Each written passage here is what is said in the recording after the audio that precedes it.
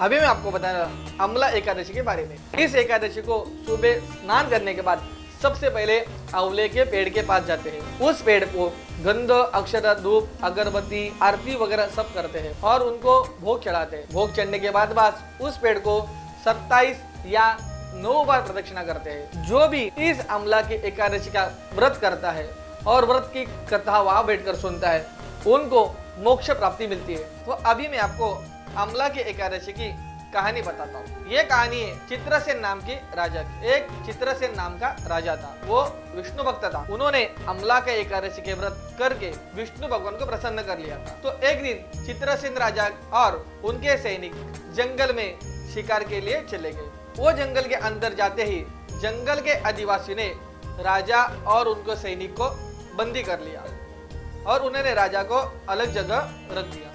चित्रसेन राजा के सामने वो आदिवासी राजा आया और उन्होंने सबके सामने ऐलान किया कि इस राजा की बलि मैं मेरे भगवान को प्रसन्न करने के लिए दूंगा।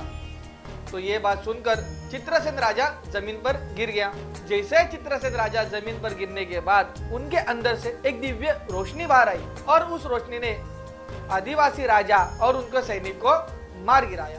कुछ समय के बाद राजा को होश आई तो राजा ने देखा कि अरे मैं और मेरे सैनिक तो यहाँ पर सुखरूप हैं, मगर जिसने मुझे बंदी किया था वो राजा और उनके सैनिक तो जमीन पे गिर गए। ये ऐसे कैसे हुआ? ये किया किसने?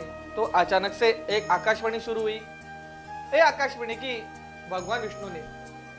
विष्णु भगवान बोले, हे चित्रसेन राजा, तू जो अमला के एकादशी का व्रत करता था उस व्रत से मैं प्रसन्न हूँ और इसलिए मैं तुझे इस मुसीबत के वक्त में मैं आकर तुझे बचाया। इसलिए जो अमला की एकादशी का व्रत करता है उनको मोक्ष प्राप्ति मिलती है। धन्यवाद। हमारे इस चैनल से जुड़े रहे, हमारे इस चैनल को लाइक करो, शेयर करो और सब्सक्राइब करो। इसी तरह से हम आपको अलग अलग नई नई कहानियां बताते रहूंगा और आपकी तरफ पहुंचाने का मैं कार्य करता रहूंगा। धन्यवाद।